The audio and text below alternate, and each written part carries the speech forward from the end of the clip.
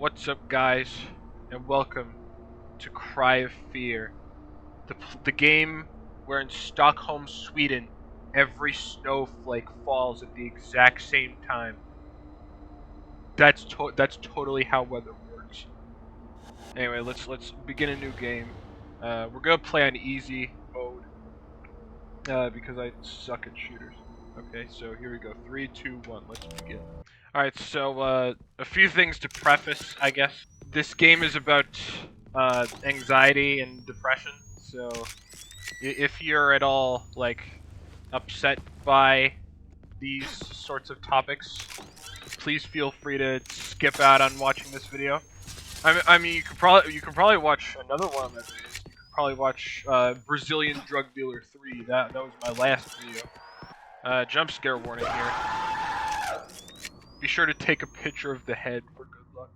Alright, so this game was made, it's essentially a Half-Life mod that's been turned into a full-fledged game. Oh my, that's so scary. I wonder who that guy is. I wonder if he's gonna show up later. This game is very obviously like Half-Life. It plays like Half-Life. Hell, you can fucking B-hop like Half-Life. Even with the strafing. The strafing works the same too. Alright, so here we gotta find a username and password. Now I know where they both are, fortunately. Cloudy day. Okay, gotta write that down. See, you have a notepad that like you can use to write everything down. Dorarpe. Is it Dorarpe or is it Dorar PC? Oh, it's Dorar PC. It says on the bottom. I'm fucking stupid. Yeah, so that username and password changes like every playthrough. So I'm assuming Dorar PC is the username and Cloudy Day is the password. That's what I'm assuming. 8549. Oh, well, who are you? You seem like an interesting character. So, you may be asking, Concealed, how are you getting these bursts of speed? And, I'll answer that question for you. I'll tell you what it is. It's the dodge key. It's the alt key on your keyboard. Alright, now I gotta type in the... Fuck, I skipped over it. It's 8549. Cool, that's our first puzzle complete. We're making progress real fast, real quick progress here.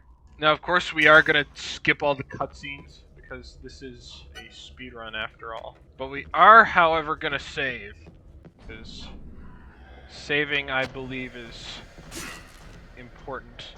Who was he? We just killed our first bad guy. The fact that you may or may not know, you can change the grip on how you grip the knife, so you could have a reverse grip, and you can also do like a sort of prison style shiv grip.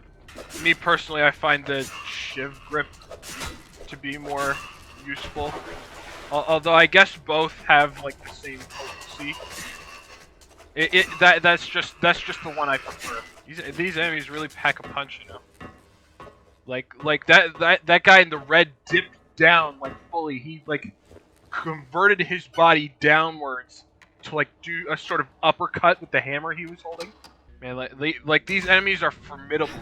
They know how to fight. Don't fuck with them. Yeah, it only takes 4 hits to kill an enemy. At least an enemy of this type. There are several different types of enemies. We'll get to those later. All right, now my first complaint, because I'm just gonna get this out of the way. Why is the dodge key the alt key? It could have been any other key. It could have been like F or something, but no, it has to be alt on my keyboard, just like the key next to the space bar. I gotta ask, what were these game devs thinking? And my phone won't stop fucking going off. Oh yeah, I'm trying to like hit a door in the wall here. There we go. Yeah, yeah, when you do that, that saves a whole bunch of time. Also, you can grab shit through the walls. Like the rope there. It saves time. But yeah, that's the first glitch I'd mention. You could grab items and open doors through walls. And it's here we're introduced to the second type of enemy. I don't really know their name, so I just call them the old bitches because they look like old bitches, you know. And they do a lot of damage. Hence the bitch part. But yeah, back to what I was complaining about. Why does the dodge key have to be positioned in this way? Like you could have the dodge key as like any other key. It could be like I was saying earlier. It could be like F or fucking like Q maybe. Although that might be a bit of a stretch. That would be a little awkward if you're like dodging backwards or something. But like Alt, like are you serious? Alt? Why that key? Just enter the code into here. That'll get you to the elevator. But yeah, like.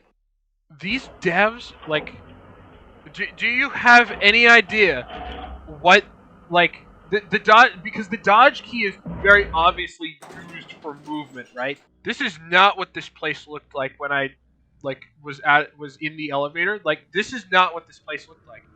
I'm just telling you right now that, like, this was clean before. Why is it all red and Silent Hill themed now? Yeah, the hell that the Alt key does on your wrist, especially after like 1 to 2 hours of play. Trust me, that sort of thing gets really tiring really fast. So yeah, that's my first complaint done with and out of the way. Do I have any morphine? I do not have any morphine. Well, I mean, I guess I'm gonna have to deal with that then, because this boss that I'm gonna fight here kills me in one hit anyways. So yeah, this is the first boss, by the way. This is Sar. And like I said, he kills you in one hit. Let's try that again. Okay, so the main strategy for Sar is... Okay. Let's try that again. For a third fucking time. Dude, like, his move... Like, Sar is a pretty easy boss on, like, a normal day, but sometimes his movement can be a little bit unpredictable. So, essentially, you want to get Sar down by, like, knifing him a whole bunch, and then just knifing him from behind, because that's the weak point. And after about, like, 2 of those, he'll saw his own head off. That, which, I mean, that's, like, golden machete right there. That's golden machete death right there. And now we're on to chapter 2. So yeah, that was a pretty standard first chapter, I'd say. You know, introduces the mechanics, you know, what you're getting into. Although usually I'd have morphine by now. Alright, now there's going to be another code that we have to enter here. The code for this is the same thing every time. It's 5247. Just be sure to like, just be sure to like use the code before, you know, the enemies take you out. Now there's an enemy in here called the Saw Runner, but we're going too fast to even have to worry about him. Now we're in a sewer, because why wouldn't we be? Hoping not to get hit here too much, at least until I find morphine. Morphine is, of course, the healing item in this game. So if you have a thing against like drug usage in video games, I'd also recommend not watching this video, because I'm going to pretty much be popping morphine constantly, and I feel like I should specify it is in a needle, and I will be injecting it straight into my wrist. Or rather, Simon will be injecting it. Well, now I'm limping, which is really cool. That means I can't really move at my normal speed, which I figured would be obvious enough to the actual person already. Okay, so this code is actually preset too. Well, at least the first 3 digits are. The last one is random, so the code is 2791. It could be 2792, 3, 4, 5. It could be any of the 9. I just have to guess which one it is. There we go. It was 2798, which isn't the most optimal solution for that door. I probably would have preferred it to be 1, but whatever. We'll work with it. Yeah, with these guys, you can either like you can juke the enemies. You don't really have to kill any of them. I just like killing these guys in the tunnel just to make the whole journey backwards that much easier. Also, I think it is really important that I find some morphine at about this time, because I don't really want to die. And there are guys that are trying to beat me up, which is not really nice. Sometimes you can, with enough luck, you can aim your knife high enough and kill those guys in like 2 knives. But like sometimes it usually takes 4. It takes 4 to kill most things. Right, so now you have the shotgun. The shotgun's gonna be pretty useful, I'd say. Oh yeah, we can find some more ammo if we go over here. I'm not really. I've always never really been good at shooters. And also, that singular ammo pickup has like 9 boxes of shells, which is that's a lot of ammo. Yeah, just like shoot anything that gets in your way. I'm gonna use the morphine. Yeah, see, I just injected morphine straight into my waist, and that heals a lot of the damage. Usually you wait for the animation to finish before going over here. Hey, you get the sewer key. Now you could kill all these guys, or you could use the key and just ignore them if you're a Chad gamer. And now we're already at our second boss. This is Mace. We're just gonna like turn this valve. Hope he doesn't murder me. Yeah, and then when you're done with that, just turn this valve, and then he should die on the second hit. Yeah, it'll take like 2 hits maximum if you're playing on easy. If you look into that locker sort of downwards, you can pick up the syringe, which syringes are pretty much always useful.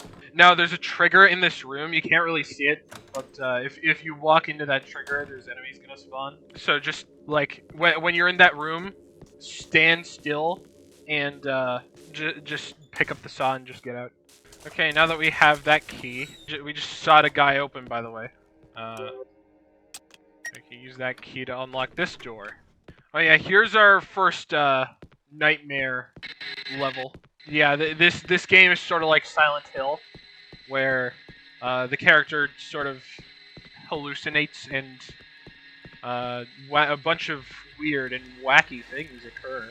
We're gonna build up all our stamina back again, because this next room I'm gonna have to be pretty fast. So yeah, just like make your way through as fast as you can. Maybe manage your stamina like a little bit, because if you don't, you're probably gonna end up like me, and you're gonna lose a lot of health for no reason. Now we're at chapter 3. Oh yeah, another complaint I figured I'd point out. You might hear me tap the W key multiple times when I go on a ladder. That's because often when Simon uses ladders, he'll sometimes get stuck. And so just like tapping the W key a few extra times helps Simon. It just gives him that little nudge of the elevator. Oh, hello. Alright, now that we're in these vents here, there's a few enemies that can spawn. Fortunately, it doesn't seem that neither of them spawned here. So that's really fortunate. Oh, okay, well, 1 spawned. Sometimes 2 of the crawlers can spawn in the vents and also get in your way. Do it! Thank you. Okay, yep, I'm dead. That guy was wave dashing on me. See, that sort of thing is why morphine is very important, because in this game, you will be taking damage.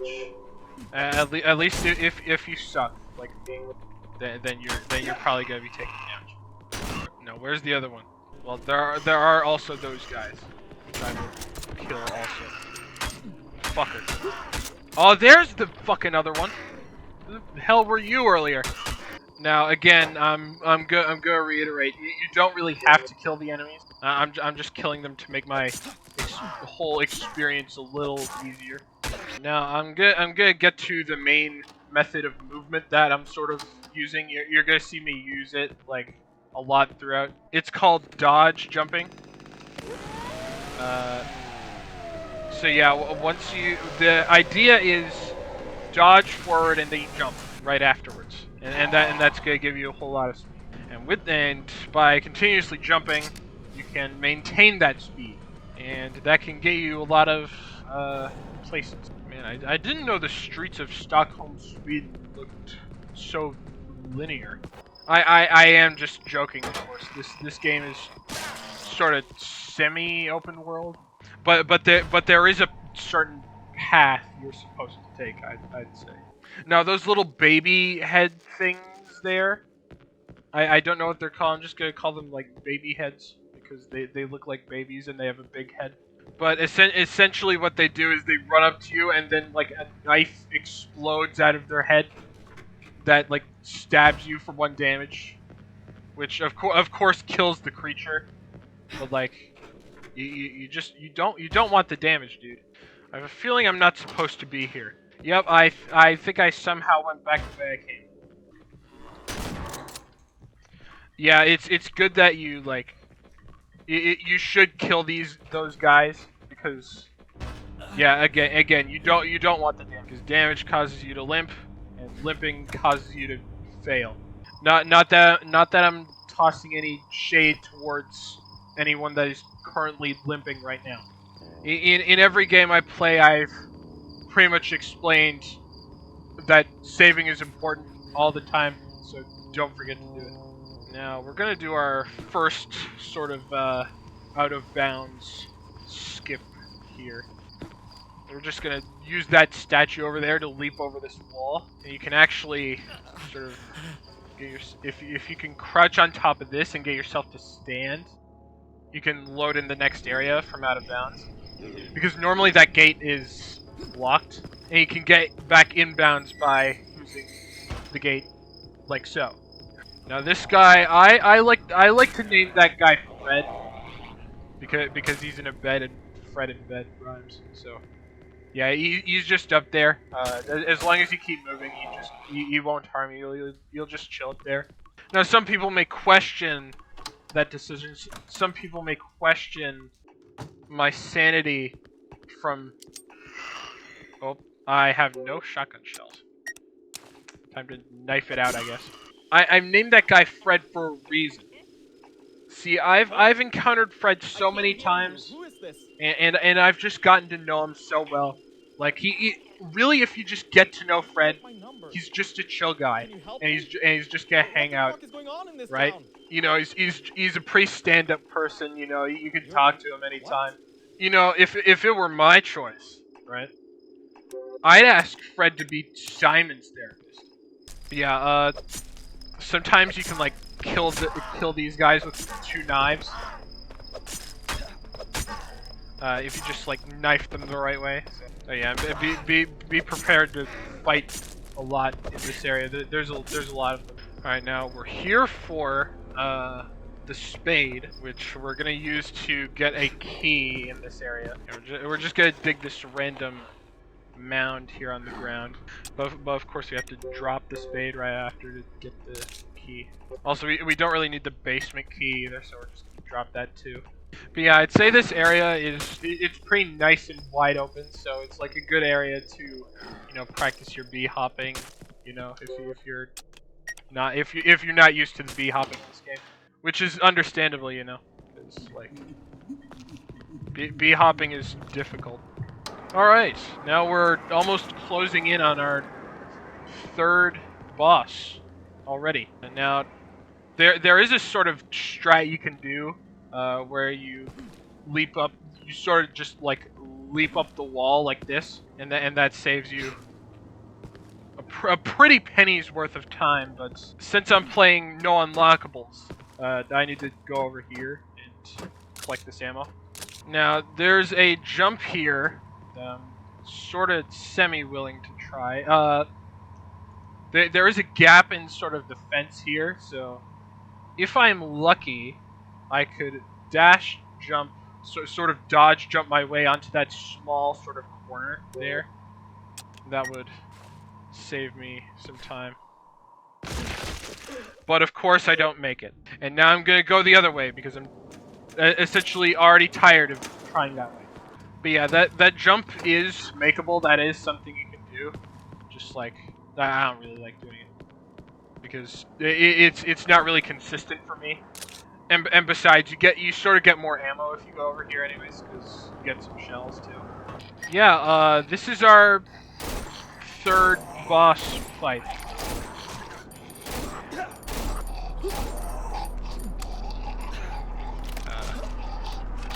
Yeah, it's a little bit awkward. So yeah, just like if the carcass is right up close to you, you're gonna want to use burst fire.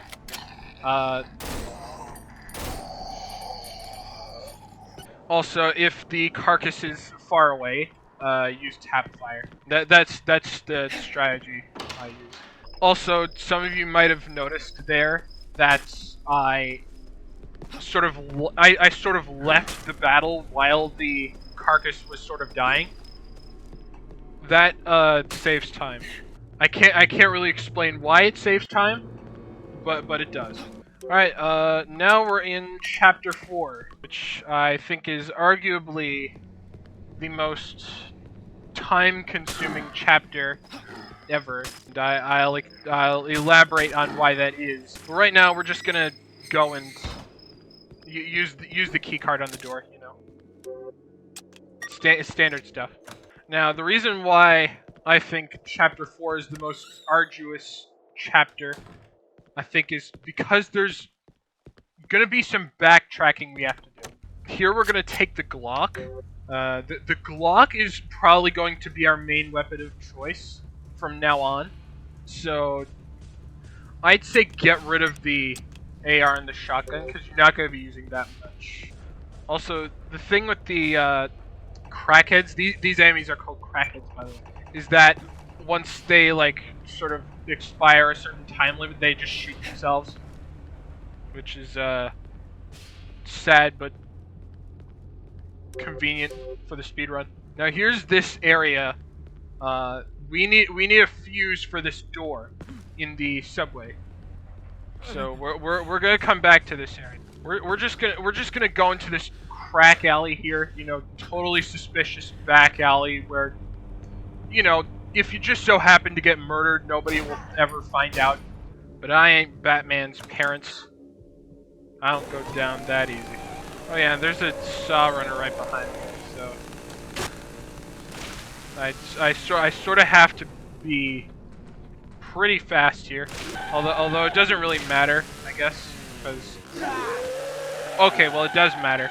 I was gonna say because it seemed he struggled a little bit to get me while I was limping.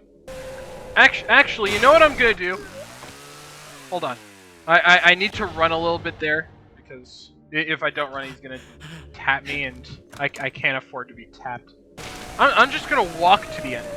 I'm gonna walk, and he's not gonna get me.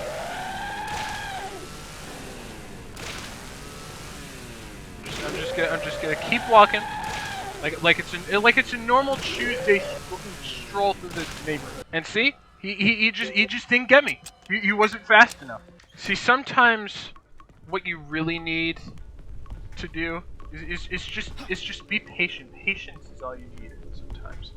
Now, optimally, I would have more morphine, and I would like to have more morphine, because I do not want to spend my entire playthrough, or should I say speedrun, exposing myself. As I was saying, I do not want to spend my entire playthrough limping, because if I spend my entire playthrough limping, then I'm gonna get really tired of this really fast.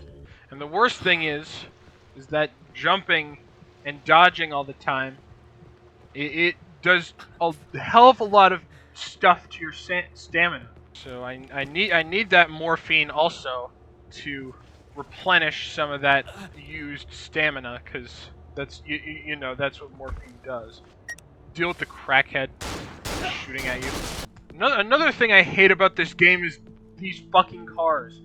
Like, there's so many fucking cars in this area that have just been left there, not taken care of. And they're all, like, I bet they're all parked illegally, too. Like, they're all just, like, sort of there just to be in the way. None of them actually serve a real purpose. You can't drive a car in this game. But yeah, now we're at the college, I think it is. And we are here to collect our fuse for that thing in the... Oh yeah, I should mention, these like classroom doors are very finicky. Sometimes you can use them and just end up on the same side of the room you just came out of. So yeah, be sure to directly face them when you're using the doors. All right, now that we've taken the fuse, these monsters have seemed to awakened from their slumber, and they don't like when I take their trusted fuse from their chamber. Now we go back to the beginning and we get the classroom key. We actually can't leave through those doors because, you know, taking out the fuse shut off the power, and those were automatic doors. So why do you have to be in there? Why do you have to be such a pain? Oh yeah. Now, when I first played this game, I thought meleeing this glass was the answer. I thought it was like wood, where you sort of melee it and it falls off. But no, you have to press the use key. You break the glass by pressing the use key. Which, it made me just question, why specifically for that glass, which looks extremely meleeable, by the way. Why specifically in that case do I have to press the use key to get the fucking key out of the safe? Alright, but yeah, now that we have our first fuse, we need to backtrack all the way back to that fucking subway and put it in. Oh shit, that was a pretty clean string of bunny hops there. Also, one thing I sort of like, if you like chain your bunny hops well, you can sort of like keep going without like the use of stamina or anything like that. See how I have like no stamina and I sort of kept going there? But I guess there are sort of pros and cons to that sort of thing. Like when you stop bunny hopping, you sort of have to wait and then rebuild your stamina. But I guess the pros in this case sort of outweigh the cons a little, because in the end all you're really playing for is for speed. Once you get all that speed that you need, the limping part sort of doesn't really matter. All right, now we're in the subway station thing. Oh, you little cunt! Did you see his little ass scurry out from behind the fucking vending machine? Dude, I really fucking need some morphine. Man, I am one tap. Now, fortunately, if you're a good bee hopper, and there's not really many enemies here, which is fortunate for me. Okay, there was one enemy there. I guess I'm hauling out the Glock. But yeah, you can gain some speed by sort of dodging down the stairs and then sort of continuing your bunny hop escapades from there. You can also get speed by dodging up stairs. Some bitches never learn. No, I would really like it if I could find some morphine. You know, that would be really helpful. Oh my god. Yeah, don't let that's another enemy in this game. If she sort of like looks at you wrong, if she looks at you the wrong way, Simon will end up trying to game end himself. There's a chance that it happens. It doesn't really happen instantly, but it can happen. Now the switch that I pulled here sort of has a timer, so I sort of need to be kind of a little quick, not too fast. Oh, god damn it. I have to go back and fucking hit it again. Do any of these vending machines sell morphine by any chance? Well, this door stays open, so at least that's good. But no, that other door that's across from the entire fucking station has to have a fucking timer attached to it. Oh yeah, I'm doing all this just to get rid of that giant fucking homunculus that's standing there. A little bit faster. There we go. We made it. And look at that, the fucking thing locked just in time. Are you fucking serious? Like that, like no, just, no, I do not agree with what just happened. Alright, now, this is probably going to lead to my third complaint about this game, is that it is buggy as shit. And what I mean by that is, well, the game is not, it's not like game ending sort of like buggy, but like it's buggy to the point where it just like it tingles my bingle a little. You know, sometimes there's an extremely annoying invisible wall that just happens to be there in front of you to stop you from wherever you're going. And sometimes when you're doing that thing where you launch up a set of stairs, sometimes you just fly up and bounce for no particular reason. Oh, we made it just in time. Look at that, the door locked right as we were entering it. I ain't falling for your shit this time. Not today, bitch. Yeah, pull that lever, and the train is gonna run by and obliterate that son of a bitch that's blocking the tunnel. Now, this save point has flares, which is... I'd imagine flares would be pretty useful, considering my circumstances. But you know what would be even more useful? Some fucking morphine! Like, seriously, like, I've not found, like, a smidge... Sorry if the mic is too close to my mouth, but, like, I have not found a smidge, like a droplet of fucking morphine for, like, the longest time. And you know, I just, like...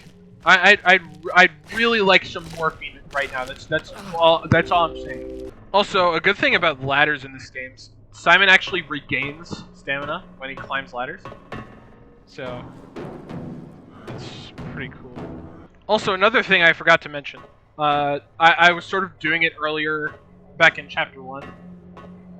But if you turn Simon to like a 45-degree angle against a wall and you like sort of hug it as you're moving along, that's slightly faster than how Simon would normally go. Simon normally travels, I think it's 250 units per second, but when he's hugging a wall at this angle, he can travel a slightly faster rate at 300 units per second.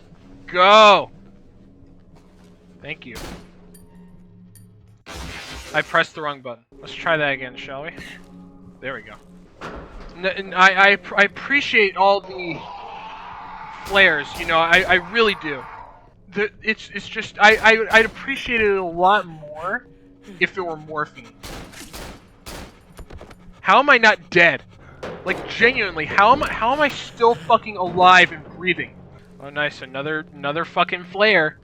Still no morphine. We gotta acknowledge the dead cat. Good luck. I do not like the breathing that's happening behind me. The guy behind me breathing in my ear, it's making me very uncomfortable. Simon is a very heavy advocate of personal space. You know the guy from Rick and Morty? He's like, oh, get out of my personal space. Don't touch my personal space. He's sort of like that guy, but like he's more socially awkward about it. So once we get on the rail here, we sort of have to move a little quickly because big ol' Farsha is coming. Well, Farsha won't actually kill you if you're like sort of close enough to the train. But like it's just a thing to worry about. Well, that was a jump I really should not have went for. Okay, can we like move, please? Can we move a little faster? Thank you. That's sort of another thing that it just kind of upsets me after a little bit.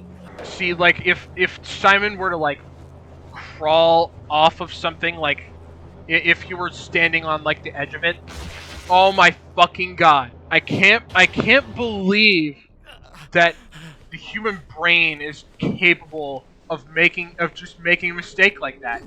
Like genuinely, why has God made us this way?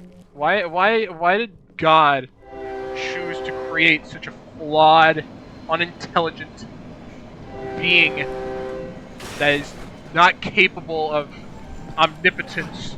Now, if there actually is a God, I'm just gonna ask him kindly, would you please give me some fucking morphine?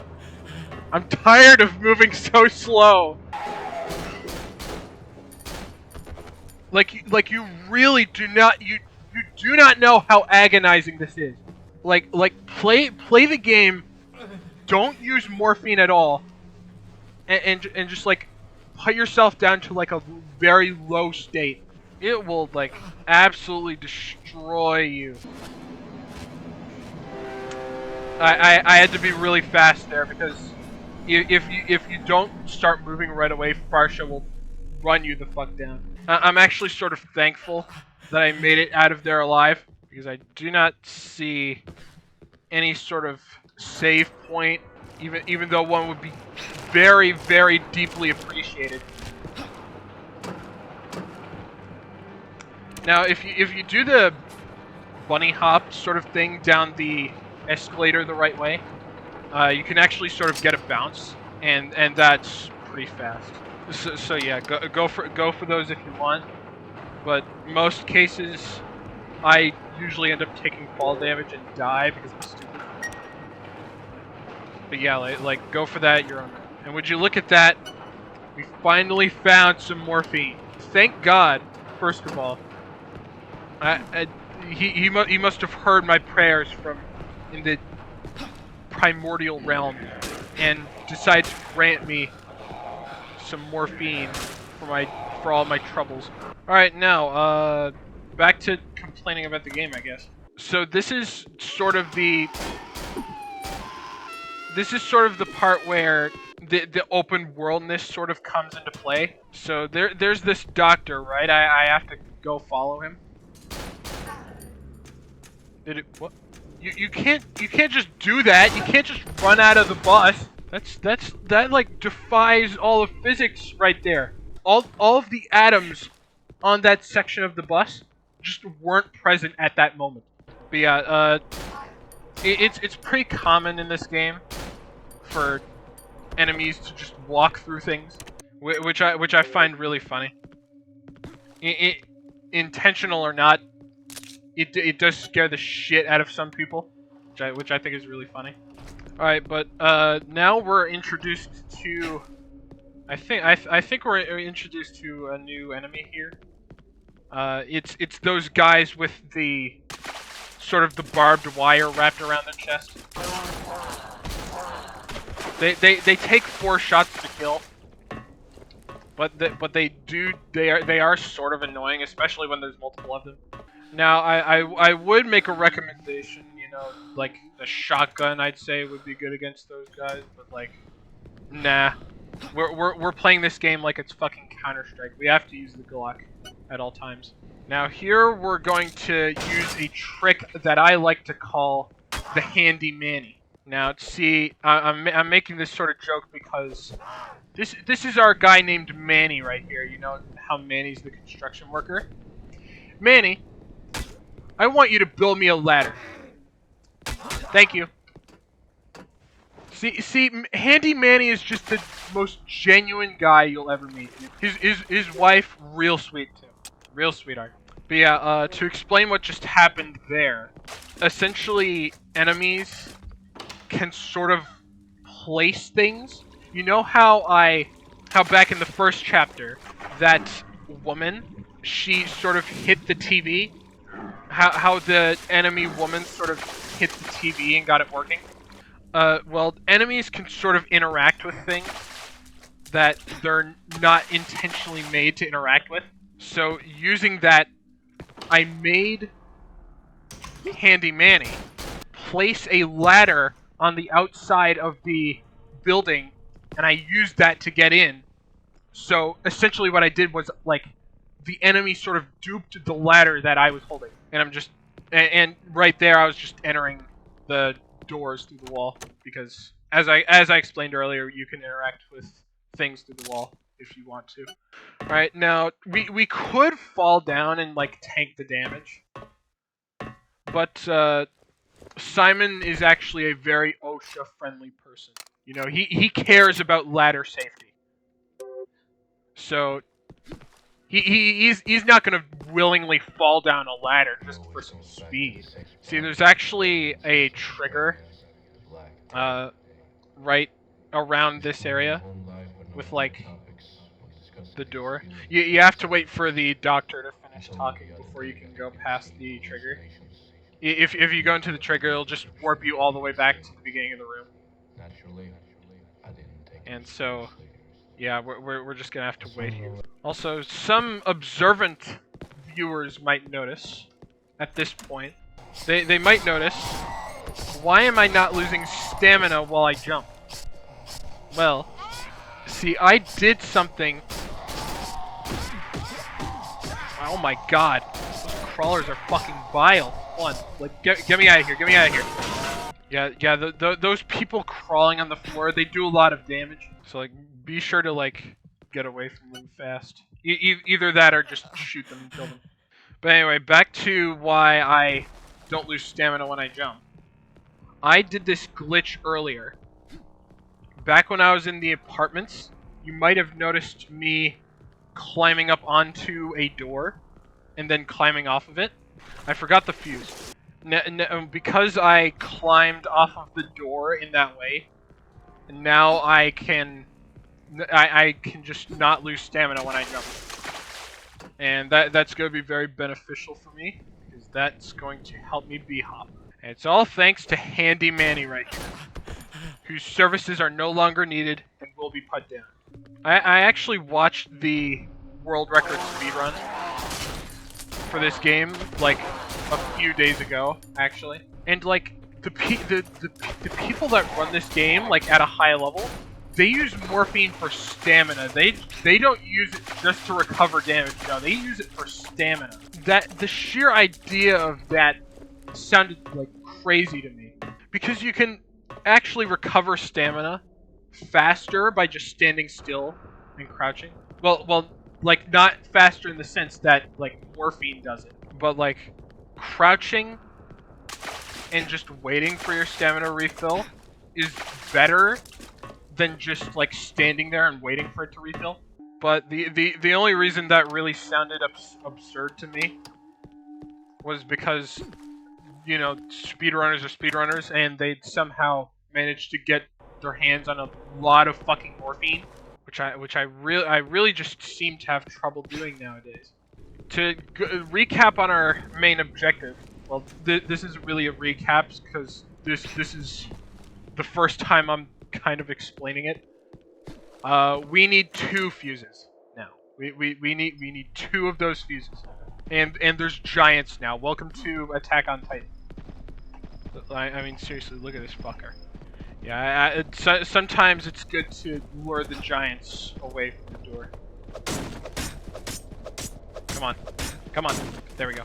And we need those 2 fuses because there's actually another door in the subway that we have to open, which is crazy, I know. Now we can actually murder this guy now because we have the tools to do so. We're not gonna murder Fred back there though. Fred's chill. But we will murder all of the crackheads. You know, because they're just gonna get in the way later. Come at me. Yeah, those books don't really do all that much damage, but they do sort of hurt you over time if you're looking at them. So, like, sort of follow the same advice for crawlers, you know? Just, like, either get away from them or just kill them really fast. Oh, hey, there's that AR and shotgun that I dropped earlier. Yeah, we're just gonna very quickly get on in here. Kill these guys. take this guy's ammo. Get our fuse back. And now we have 2 fuses. Hey man. Are you okay, bro? Oh. But yeah, now that we have the 2 fuses now, we have to go all the fucking way back to that intersection. We have to put the fuses into the door that we're supposed to put them in. Hey Fred, what up, man? This will probably be my last time seeing you. Just know that I've always meant you well. You know, Fred was always a kind soul. Fred's been there for me ever since me and my wife divorced. You know, he's been taking me to these therapy sessions, and he told me recently I should start writing a book, which I figured was a good idea. You know, and then I like finished my book, right? And then my book sort of started setting people on fire. So I didn't really consent to my book doing that. It just sort of happened on accident. You know, one day I was showing my book to a friend, and then he ended up reading it once, right? And then when he came back to me from the hospital the next day, 90% of his face had 3rd-degree burns. You don't even have to kill any of these enemies, by the way. I'm just killing them for ammo. But yeah, we're gonna just interact with the door through the wall here, and that'll skip us having to like actually go into the train and then interact with the door from there. Okay, never mind. This is actually the wrong room, and I still need to interact with the door anyway. Now you're gonna want to pick up the hammer from behind this pole because there's actually a trigger sort of back here that spawns enemies. Or rather a singular enemy, and that enemy will just get in your way. Yeah, just stay behind the pole when you pick up the sledgehammer. Sometimes I like to picture like a CSGO bee-hopping montage in my head. You know those old montages with the music playing? And that just sometimes helps me bee-hop. Yeah, anyway, this is another nightmare section. This is a pretty entertaining section, though, because there's some platforming we can do. We can actually save time by sort of lining up right here, and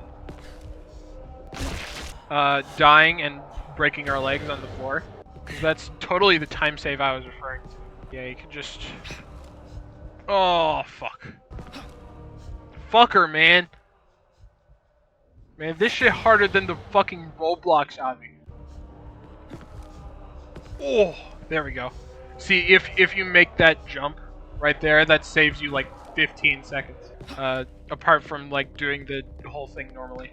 I know I wasted like a shit ton more time trying to do it than actually like doing it. But like sometimes it's for swag. Sometimes it's about sending a message. Alright, now I'm gonna pop a morphine here. This section is actually kind of difficult if you don't know what to do. This next section is a maze. And there's these things hanging from the ceiling, moving on these treadmills that kill you in one hit. They deal one hit of damage and they kill you. Now, sort of what I like to do is I like to wait for this guy to just go on over here, and then I like to just continue my route. After you, kind sir. See, sometimes you gotta play follow the leader. Yeah, yep. This is the intended path. I'm supposed to be here. It's like traffic, you know. Just like be street smart, and don't cut anybody off, or else you'll get killed. Which is both accurate for both this game and in real life. All right, now we're on chapter 5. And immediately there's crackheads shooting at us. It means this game is gonna get fucked a ton harder. But you know, if you're a good bee hopper or something, it's really not that big of an issue. Now we're gonna need our 2 fuses back, because we did that. We can now use the train. There's like a train, and it's also a train that won't try to murder us on sight, like 90% of every other train in this game. Safety first, Simon. Don't forget your hard hat. It's a little tedious, I know. But like, it's better to not get killed from fall damage than to get killed from fall damage. Oh yeah, okay. I was gonna say to myself, what was I forgetting? And then I was like, oh, I still have the 2 fuses in my inventory. Now this, unfortunately, this cutscene, I would be able to skip it, but this is pretty much the only unskippable cutscene in the game. And I would type host frame rate or like frame data or something. There's like a command in the chat that like speeds up the cutscene. I'm lazy and I'm not gonna do that, so I'm just gonna skip this cutscene via the power of video editing. Now we're at the train level. This level's pretty straightforward. Just like be sure to like kill whatever's in front of you and just ignore whatever's to the side of you. Now there's actually a glitch we can do here. We can jump through this window and get out of bounds. And we can also kill this guy if we want to. But I'm just gonna leave. Now from here, we can actually go all the way over here and get the foot. From there, we can b-hop faster than a speeding train. And just go back to the exit.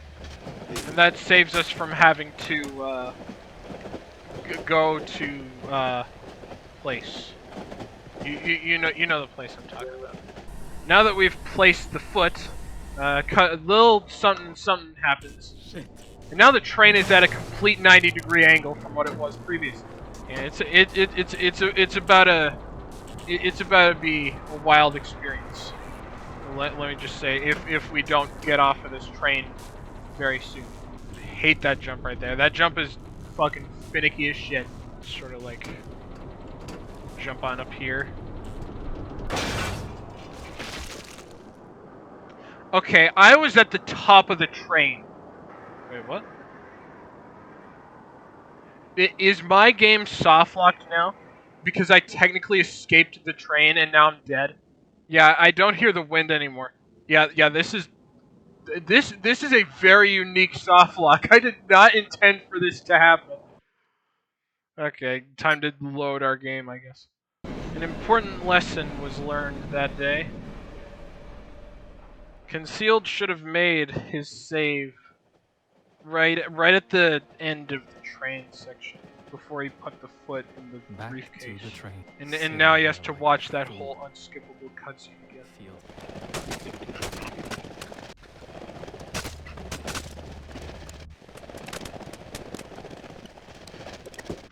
Alright, we're back here for our second attempt after like 10 minutes of dawdling around, I guess. Try to be a little bit faster this time. We don't want to end up soft locked again.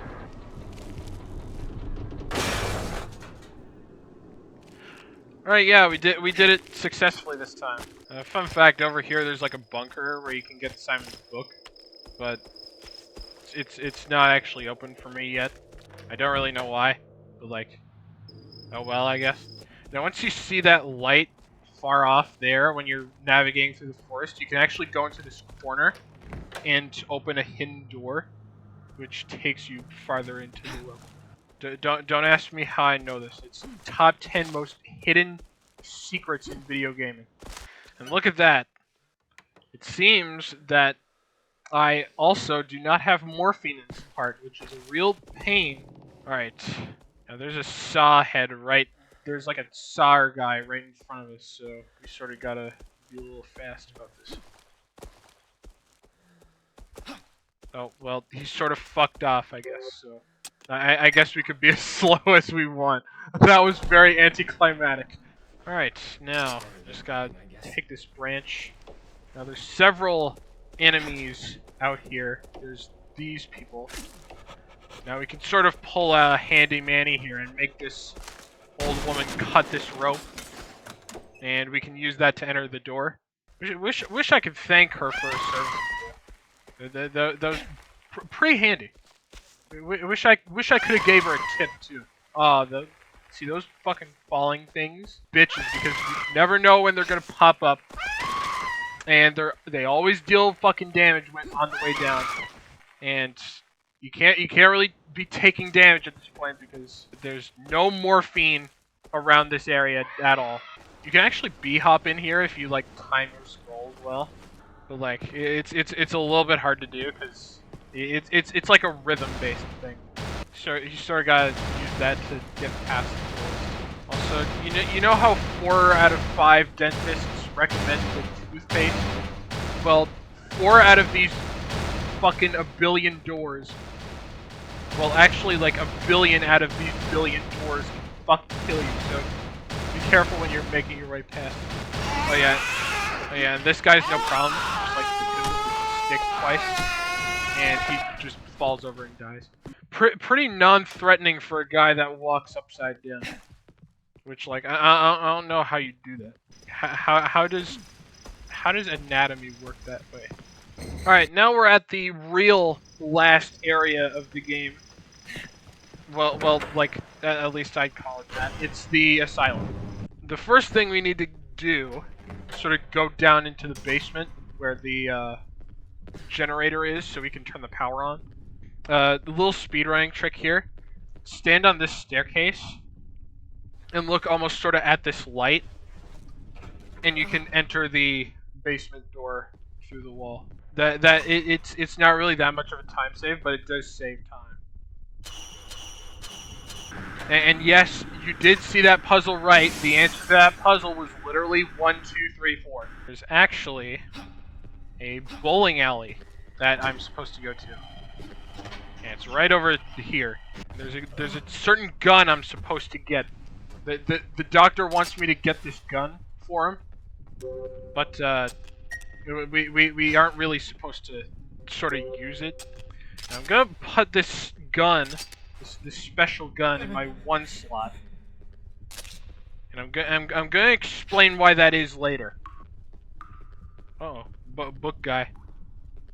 You don't want to fuck with the book guy. All right, now we can get the Glock again.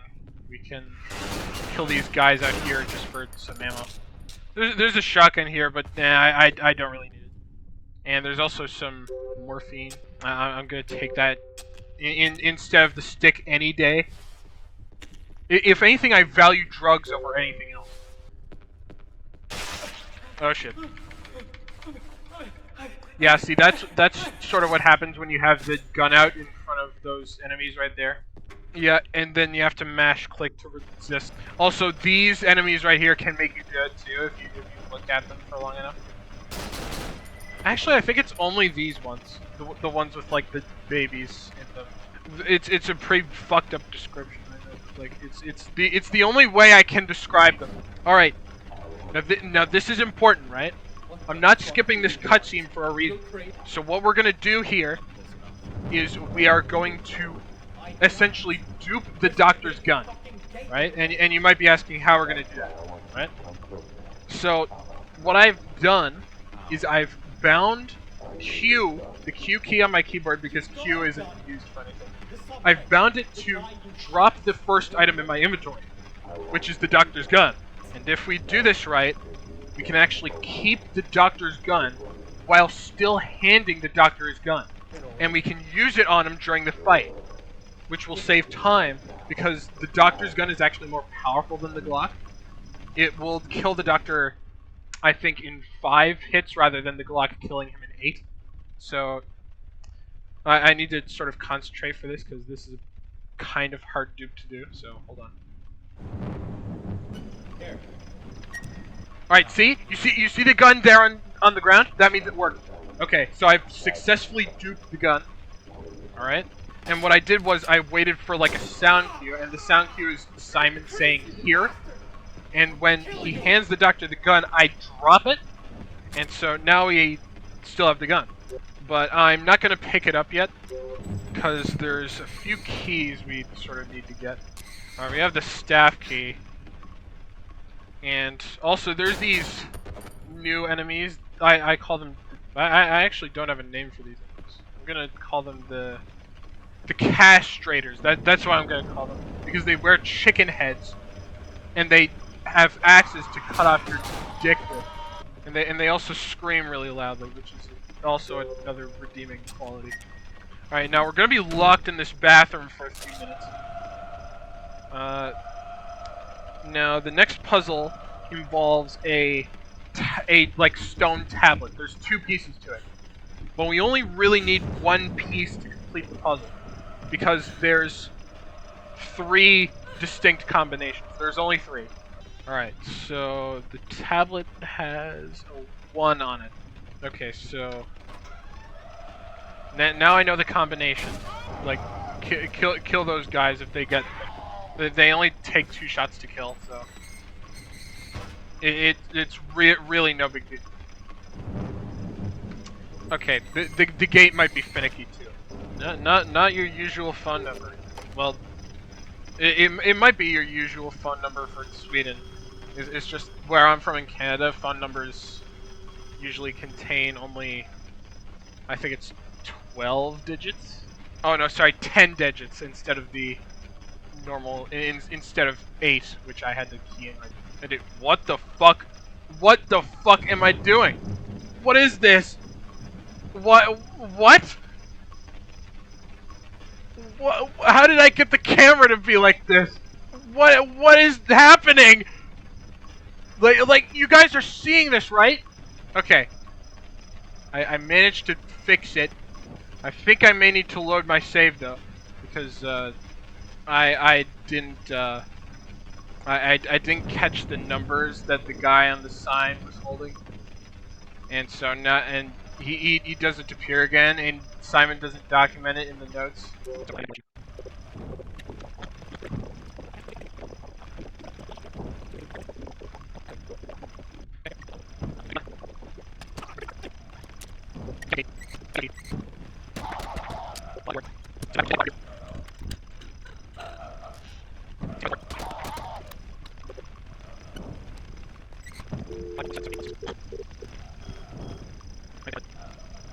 Okay, 5179. Write that down.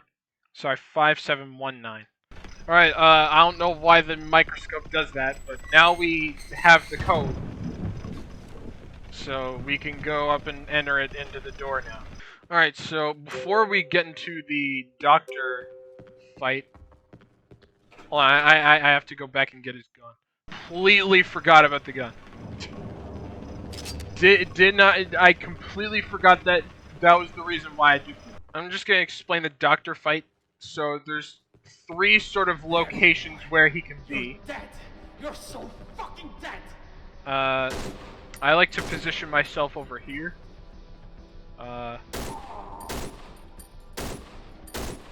He could be sort of like over there by those boxes. He could be like by that center box there. Or he can like be behind those 2 boxes. So this sort of position helps me just kill him easily. Oh yeah, and he can also go behind that other box. Boom, bitch. I got better aim than you. Yep, you gotta spend more time on that aim trainer, buddy. If you got worse aim than me, I'm sorry. You're close, bro. How about you write this in your book, bitch? Damn, I am fucking one tap. Hold on. Gotta haul at that morph. Isn't that what the kids call morphine these days? The morph. Now, unfortunately, we have to drop the Ruger here, even though it's a pretty great gun. We have to sacrifice it in place of the key, which is it's unfortunate, you know, but that's sort of how the world works. You have to give things in order to get the more important other things. Now you can actually crouch right here, and then you can get teleported straight to the door that you need to unlock. So that's another speedrun skipped for you. And it seems, I think we're very close to beating this whole thing. You know, because the game seems a whole lot more beautiful now. There is a trick to skip this entire section that was actually found only just a month ago. It's called Lake Skip. But I do not know how to do it, and in order to maintain my upload schedule, I will probably not learn how to do it until after I upload this video. But essentially it involves the stone tablet from earlier. You go pick that up, and you use a bind key to drop it. And then while it's falling, you sort of hop on top of it and leap over the wall. They just sort of bunny hop to the exit. But, you know, sometimes it's good to enjoy the scenery. I mean, this is probably the most relaxing part of Cry of Fear. But what isn't relaxing to me is that rowing animation. Like, Simon, where'd you learn that technique? You know, it's not like stirring a bowl of fucking ramen. You have to row a boat. It's like in a circle, you know? You push against the water. Maybe it's because of your rowing technique that this section is so slow. You know, have you thought of that, Simon? Have you thought of that in your 19 years living on Earth? Maybe you should row a boat better? Yeah, anyway, after you do that, just like go in the house. And you know, we're pretty close to the end of the game. Look, there's even a save point. And we're given like a gun and a syringe, like, you know, maybe it won't be so bad. Just kidding. Did you seriously think this game was going to be relaxing even for a second? Relaxing and Cry of Fear? Like, you genuinely must be crazy in order to think that. You never get to relax in this game. You never ever just get a moment to breathe. Like, peace and quiet, what's that? No, every room needs to be filled with enemies every now and then. In all seriousness, though, I kind of hate this section. This section is actually pretty annoying. But one thing you can do to make it slightly less annoying, this POV that I've set to 1.3, it's actually for a very specific reason. It's so that I could see Simon's arms sort of move. The reason I need to see Simon's arms move is because there's actually a bit of a boost you can get by pressing sprint when his arms go up. It's sort of a timing thing. Yeah, you have to time it pretty well. Also, I like when Simon just gasps for air. He's like, "Aah!" It's a pretty funny sound to hear. Watch. I'll let him gasp for air again. All right. This part is pretty interesting because it has a saw runner. So what I like to do is just like go near the door, sort of like get a running start. So just grab the key. You didn't see me.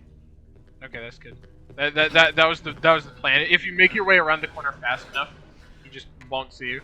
But also don't be too relaxed when you're in that section with the saw runner, because I don't want him coming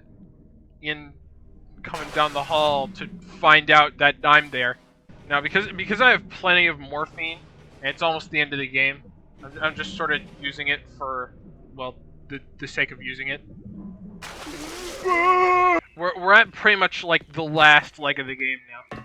But yeah, I gotta say, this game is really enjoyable. I can't believe like I've skipped out on this game for so long. And like I've always wanted to play it, but like I've never gotten around to playing it because, you know, I've just had so many other things to do. But yeah, I would definitely recommend you play this game. If like you don't really have to speedrun the game. Well, learning to speedrun is actually pretty fun. The hardest thing I'd say learning the speedrun for this game is the route. Like you have to really know the map inside and out. And I'd say that's the hardest thing, but like yeah, everything else it's pretty easy to do. Now there's actually sort of a miniature time save you can do here. Hold on, let me just morph up real quick.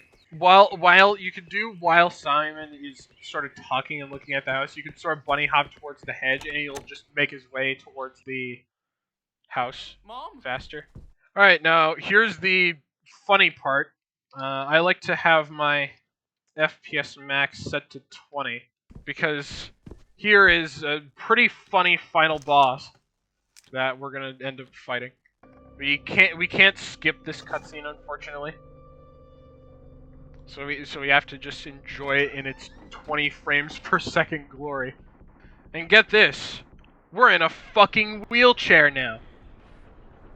Hooray! I'm paralyzed from the waist down. And the reason I set my FPS max to 20 is so you can get this like boost thing when you do your wheelchair going forward key. And it makes this section a whole lot faster.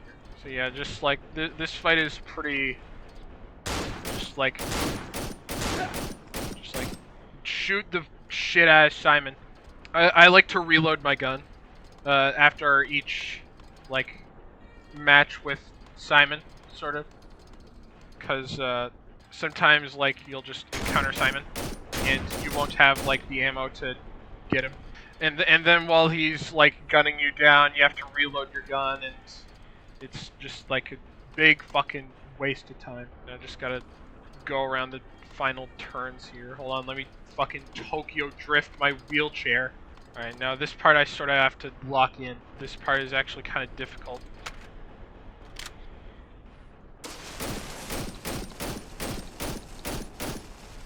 There we go. And that's time. So yeah, after killing Book Simon, I think it is. It's either Book Simon, like Evil Simon. Yeah, after killing Evil Simon, that's the ending that we want. It's actually the best ending, because in every other ending, there's 4 endings to this game. Every other ending, Simon ends up killing himself. Yeah, I'd say this is a pretty optimal result, even if it came at the expense of 2 police officers. But yeah, thank you guys for watching. I hope you guys liked the video. Feel free to subscribe, maybe give a like. I feel better now. Maybe a comment too. I always like reading the comments. I feel like this game sucked my soul out of my dick, and I'm gonna go fucking like I don't know, watch a movie or something. My back hurts, man.